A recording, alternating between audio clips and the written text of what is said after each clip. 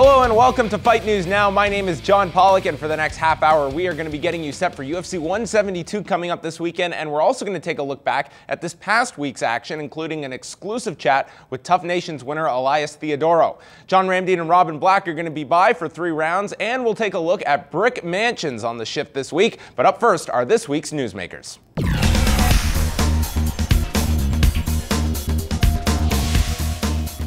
Jon Jones sets out to make the 7th defense of his light heavyweight title this Saturday night in Baltimore, Maryland against Glover Teixeira. Jones' 3-year-plus title reign has been the most dominant in UFC light heavyweight history, and we now take a closer look at Saturday night's 5-round main event. Jon Jones spent the first 3 years of his UFC career suplexing, elbowing, and outright destroying challengers meant to test the young upstate New Yorker's potential. And in the next 2, he dominated 5 former UFC champions and became the youngest title holder in UFC history. Jon's delivery reminds you, if you were to use a parallel, the way that Michael Jordan played basketball when he was young. You knew right away that these guys can't stop him. Because of that historic run, challengers in the light heavyweight division were lacking, forcing the UFC to match Bones up against 2-time middleweight title challenger Chael Sonnen after a coaching stint on The Ultimate Fighter. Jones would stop the American gangster in the first round, but not before suffering a gruesome toe injury. It's all nasty, man. Yeah. I was supposed to go to Jamaica after this. No, I don't think that's going to happen. When Alexander Gustafsson was announced as Jones' next opponent, few people gave the Swede a chance. However, after a 5-round war that almost saw the Mauler pull off the upset, few people wanted to see the champion fight anyone else. I think that fight was awesome. I think this is one of those fights that people would love to see again. Unfortunately for Gus, the champ wasn't interested in the rematch, at least not right away. My goals are to beat Glover Teixeira, beat Gustafsson in our rematch, and then beat DC. At 34 years old, Glover Teixeira has been waiting a long time for his chance at a UFC title. The Chuck Liddell protege comes into the bout riding a 20-fight win streak and has 19 finishes and 22 wins. The American top team member punched his ticket to a title shot with a vicious knockout of Ryan Bader. Oh, Bader just missed it. Down goes Bader! Glover Teixeira! While Jones has had to deal with constant questions about possible future opponents, Gustafsson, Cormier, and Phil Davis, Glover is confident that he'll spoil the champ's party. In my mind, man, he have to worry about what I'm gonna do with him. Can Jones stop Teixeira's streak and push his title defense record to 7? Or will Glover break Bones and claim the UFC title? Jon Jones is a sizable favorite going into UFC 172, but is coming off the toughest fight of his career when he got past Alexander Gustafsson last September at UFC 165. We now defer to our pros panel as they break down this light heavyweight title fight and who is going to be leaving with the championship. I'm going to go with Jones. I think he's, to me, I'm biased because he's my favorite fighter. I just think he's an amazing athlete that is both the present and the future of the UFC. I think that's a really tough fight. It's an interesting fight. Like I'm going to say Jones. He's got to be the favorite. But Teixeira hasn't really been pushed to the limit that much yet. And he's just one of those animals where I don't know if he's on an 18-fight win streak or something stupid like that. He could cause problems here, no doubt about it. I've known Glover for a long time. A lot of people don't know he fought in the WEC before Zuffa had UFC. And then he lost his ability to be in America for 3 years. He wasn't allowed to leave because he had overstayed his, his work visa and all these different things. So he fell off the radar, but he was like the next big thing. I think that Jones is too athletic for him. One thing about Teixeira, he is very skilled. He does hit with a lot of power. He does have all the experience, and he is very well-rounded in every single area. But one thing that I do see about Teixeira is that he's not too athletic. He's not too athletic at all, and sometimes he seems to be a little bit off balance. If Jones keeps it standing, I think Glover's going to get him. If Jones is really intelligent and uses his wrestling, I'm going to go with Jones. Dangerous fight, but I'm going to lean towards Jones. But if it stays standing, I'm going with Glover. Now with Jon Jones, who's so long and rangy and does a really good job of making sure he takes you out from a leg level, and then he starts working his way up, I think that Jones is going to be too much and too fast from every single area. I think that Ryan Bader really showed some weaknesses in Teixeira's game, and I think that Jon Jones is going to exploit those areas. I got no prediction for that fight because I want to see Jones push to the limit like Gustafsson did, but in a different style. Gustafsson pushed him to the limit with striking. I want to see someone pushing Jones up against the fence, maybe get Jones on his back a few more times and see how the fight goes from there, because I think Teixeira on top in this fight has a good chance to win. I think Jones survives early, but if he's on his back for 25 minutes, he's not going to win. So it's going to come down to wrestling and, who's got the top game plan here. The main card features another light heavyweight bout with importance, and that features Phil Davis returning to the octagon for the first time since his victory over Lyoto Machida. Davis will welcome former welterweight Anthony Johnson back to the UFC, as Rumble has found a weight class that his body agrees with, as the Blackzilian attempts to make a big return to the organization. Huge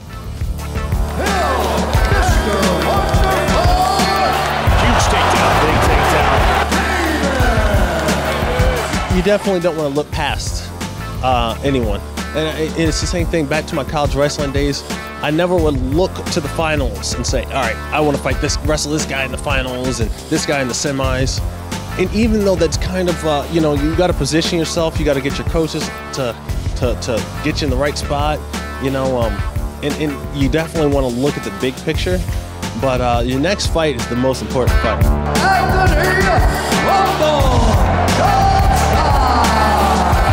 Anthony Johnson's been around for a long time. He's a well-known guy. I don't think anything discredits him or doesn't earn him a fight against me. He's just an outstanding athlete and real comfortable, so he can throw a lot of power like he just did right there.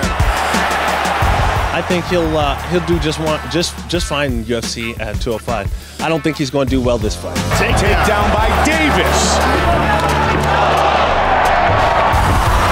I'm glad he's back. He's a good guy. He's a good egg. He's a great competitor. He's exciting to watch. He's got to duck under those Anthony Johnson bombs and getting close. I'm glad to fight the guy because he's somebody I've been watching for a long time. I've been rooting for as he was a welterweight, then a middleweight, then a light heavyweight, then a heavyweight, back down to light heavyweight. Either way, he's an all-around good athlete, exciting fighter, and I can't wait to take him on. This past Saturday's Fox card featured Fabricio Werdum turning in a solid 5-round performance to get the decision over Travis Brown. The win earns Werdum the next crack at Cain Velasquez's heavyweight gold, but Dana White is unsure when to expect that fight. I expect that to be a great fight. I'm excited for Cain to come back. Cain's fights are always exciting and fun. He's a different type of heavyweight. He goes at a speed that other heavyweights can't go. He can go 5 rounds and he never stops. He does constant damage and he just keeps going until he finishes you. Another man getting his hand raised on Saturday was Donald Cerrone with his 9th UFC bonus as he submitted Edson Barboza in the opening round. Cerrone spoke to the media after the fight about getting back on a roll at 155 pounds and getting his 3rd straight victory. Yeah, I don't know what was going on in my mind, but then the 2 golden words came in and I decided to turn it on, so it was good. Any fight, I'm ready for Baltimore next weekend if that's a possibility. So really, as many fights as I can. I just need someone. I hear guys talking about they don't get paid enough. If you want to just sign on the dotted line, I'll help you. I'll be your Huckleberry, so we'll be ready to go. We are a week removed from the Tough Nations finale, where middleweight Elias Theodoro earned a UFC contract with his stoppage win over Sheldon Westcott. Earlier this week, I caught up with the newest member of the UFC's 185-pound weight division. Tell me about the experience of just the months of leaving the house. You know that you're here. What is that process like? Who are you even allowed to tell? I mean, coaches, who's allowed to know? Yeah, the waiting game sucks, first of all. But what was fun was actually kind of just living it with everyone, like watching it and experiencing it with everyone again.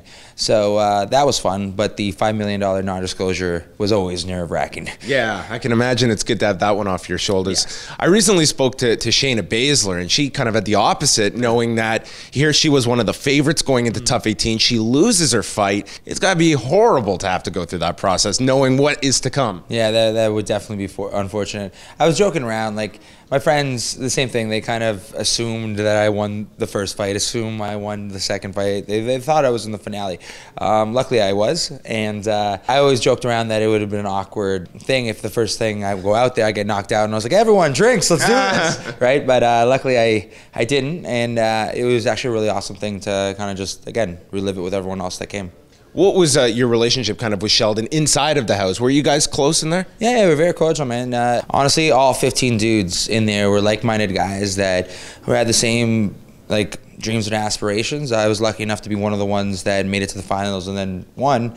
But I like every single one of the people that I shared that 6-7 weeks with. Do you envision training with a lot of those guys in the future? If it works out, you guys are close by. Yeah, definitely. Nordine is an awesome would be an awesome training partner. He's a machine. He literally is, and I was so happy for him in his win. And you know, again, my hats off also went out to Vic. Honestly, I like every single one of them. So seeing certain people fight or whatever like that.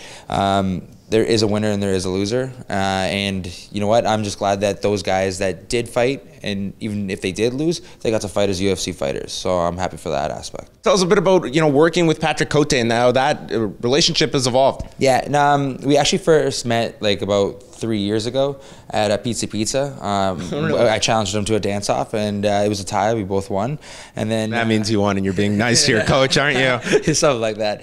But hey. No, with that being said, he's a sweetheart and he's an amazing fighter. And I got to actually witness just the evolution of Pat in Thailand. He's becoming that much better of a mixed martial artist, and it was an amazing thing to go there and experience it with him. And there we hear from Elias Theodoro, the newest member of the UFC's middleweight division. And John, so many fights to discuss coming up this weekend that I'm sure you and Robin Black are going to be tackling the majority of. Exactly. UFC 172 going down this Saturday, and I will tell you who will emerge as a top contender in the light heavyweight division. There you go. They're going to convince you a reason to go to Baltimore this coming Saturday night. It's coming up on 3 rounds.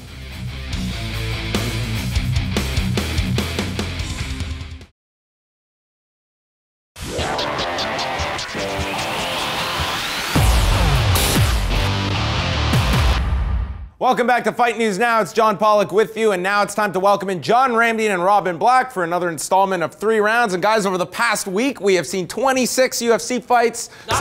What's another 11 this Saturday night? Holy smokes. I would say I'm exhausted. I do not want to see any mixed martial arts. But Jon Jones is going to go down as one of the greatest mixed martial arts fighters, I think, in the history of the sport. And people say, well, he's vanquished every challenger that stood in front of this guy. Well, Glover Teixeira is the man. Is he the man that will stop Jon Jones? We know he's got outstanding grappling abilities. He hits really hard. He's well trained. He's been around this game for so long. But Jon Jones just seems to be on a different level. What does the Brazilian need to do, if anything, to get a victory over Jon Jones and become the new light heavyweight champion? He's got to get a handgun, and he's got to walk into the cage brandishing a firearm. No, I don't know, man. Every fight is a possibility. There was a time we'd look at Mike Tyson, and we wanted to see Mike Tyson just go in there and knock men unconscious in a minute. We'd pay $600, $800, $1,200 to sit ringside so you could see Mike Tyson do his thing. And Jon Jones was getting to that territory, where it wasn't like, is this guy going to beat Jon Jones? It was like, no, let's watch one of the greats ever operate. Then he met a man named Alexander Gustafsson who took him 25 minutes of a razor-thin, very close fight, and all of a sudden, is Jon Jones human? How did Jon Jones respond to that fight? What's going on in his mind? Is he a different fighter? If he is, you got a Brazilian, handgun or no handgun, who can put you down laying on your back like that. He better be ready. Jon Jones says that, yes, he's a little bit arrogant, and why wouldn't he feel that way? He's toppled some of the most talented fighters in the light heavyweight division's history, guys like Rashad Evans, Lyoto Machida, Shogun, men that will go down as greats in the sport of mixed martial arts. He had that fight with Alexander Gustafsson. I'm not going to say a mirror image, but very close. A long, rangy, young fighter that has so many tools and a great upside. Many people believe that Alexander Gustafsson won that fight, but Glover Teixeira says in his mind, he is not the underdog. He is the favorite going into this fight, and I love that mentality. But Jon Jones, coming from that Greg Jackson camp, and I know what a lot of people they're thinking, Greg Jackson and Mike Winkeljohn, they are sport killers. They are not sport killers. They understand how to win fights. They come up with great strategies, and first and foremost, they want to make sure that their fighter is safe and walks out of the cage as unscathed as humanly possible. But do you anticipate that Jon Jones will use that range, try to keep Glover Teixeira on the outside, or will he use his wrestling abilities, considering we know how talented of a grappler the Brazilian is? Hey, man, put this guy on his back and try to rain those mean caving elbows down on him. That's a great strategy. But Jon Jones, at his peak, when he was operating on a level that nobody could deny was the very best in the world, he used range incredibly well, and when you fought to get within the range, he hit you with elbows on the inside. It was super improvisational in that close-in range. The hot zone And the danger zone is when Glover Teixeira has to pass through from the long range to this short range. There's that little pocket in between where Glover Teixeira can unload vicious uppercuts and hooks and overhand rights and try to do damage to him. That's the dangerous area, but confidence is a big thing. You say Teixeira believes he's the favorite. John Jones and that arrogant swagger is a key to who this guy is. When did we wussify North America anyways? Like, why does everyone have to say, oh, I want to thank my team, and it's just been such a great opportunity to perform? That's insane. This is one of the best in the world. Let the guy be cocky. He's young. The argument can be made, though. You go back and you look at the fight with Glover Teixeira and Fabio Maldonado. Maldonado tagged this guy, wobbled him, and people believe that John Jones is a superior striker, has superior power, and that he will be able to do the same thing to Glover Teixeira in this fight. Will he be able to finish this guy? Well, I didn't think Lyoto Machida would get finished by him. I didn't think Shogun would get finished by him, but he finds a way. He finds the small openings, and he can put guys away. This is a man that you have to be very careful against in all areas. The very best John Jones, the pinnacle Jones, the Jones that has performed at his best, destroys all 205-pounders on the planet. Now we're talking about, is he that guy right now after that last fight? If he's not, Teixeira can hurt him. If he is... In a great light heavyweight tilt in the co-feature, Mr. Wonderful Phil Davis takes on the returning Anthony Rumble Johnson. And who knows, the winner of this matchup could get the next crack at the light heavyweight title. And for my money, I am picking Anthony Rumble Johnson. It is his time to shine. The last time we saw him in the UFC, he was fighting at 170 pounds. This is a monster of a man. He had no business fighting at the welterweight division. We know he spends time training at the Black Zillions team in Boca Raton, Florida, with Tyrone Spong and Rashad Evans and all those animals down there. We are going to see the absolute best Anthony Johnson we have ever seen. And the reason why I'm picking him in this fight is because Phil Davis, I just don't think was going to be able to hurt him. Phil Davis can take any man on the planet down, and he can do his thing on top. That's what he should do. But all this excitement, Dana White getting him all worked up, maybe he'll stand in there. If he does, Anthony Johnson's going to hit him. John Pollock, Anthony Rumble Johnson will emerge victorious, and I think he's going to impress a hell of a lot of people on Saturday night. Dare I say he's getting into that rare term of absolute monster territory from John Ramdeen. We will find out on Saturday night if he deserves the term. If you want to catch more with John Ramdeen and Robin Black, be sure to tune in every Monday night at 7 Eastern right here on Fight Network for some of the top analysis going. Joe Rogan's favorite analysis, Robin Black. We are coming back with more as we continue on Fight News Now with The Shift and this week's viral video.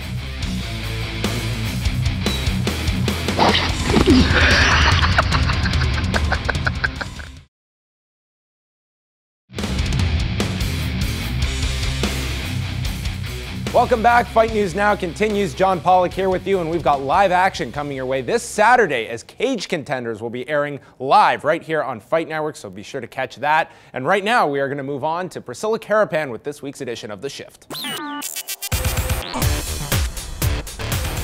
Set in a dystopian version of Detroit, Brick Mansion stars the late Paul Walker as an undercover cop who teams up with an ex-con to take down a crime lord. Co-starring in this feature is David Bell, who is one of the original founders of parkour, and we'll hear how the free-running technique played an intricate part in the making of the film. Knock the door down. 1, 2, 3. Catch him!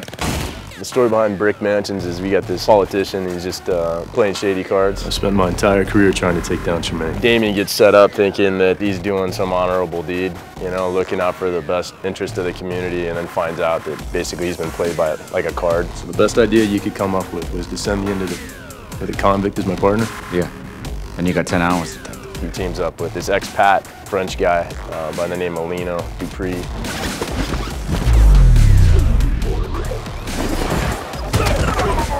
Paul had done a lot of fights before, and he was training also in Brazilian Jiu-Jitsu, so he already had some fighting sport background.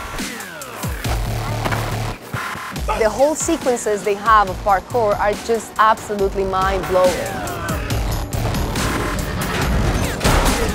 It's amazing to see what these people can do. There's no cables, there's no nothing. This is the real deal. going to see a whole exhibition of parkour. Sometimes you watch the superhero movies and you get a small dose of it. This is a full course meal. We're running around, jumping, doing fun stuff. So, you know, if you want a good ride and, you know, go out and, you know, just have a good time, that's what this one's about.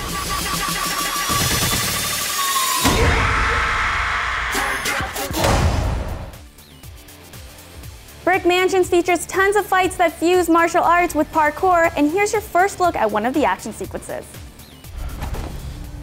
Got a plan? Kick his ass, don't get squashed. I'm going! On 3. 3! 4!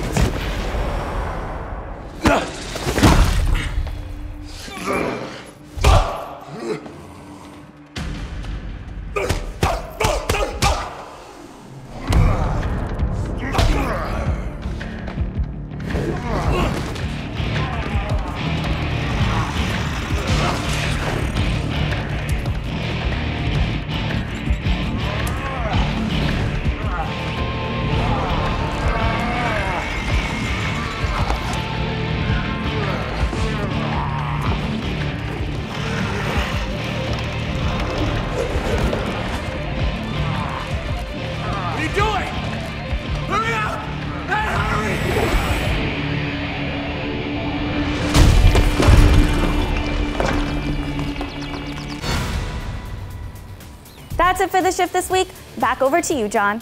Thanks, Priscilla. And before we end this week's show, it would not be complete without a viral video as our team searched the web for the most ridiculous few seconds they could find. And here's what they found for you.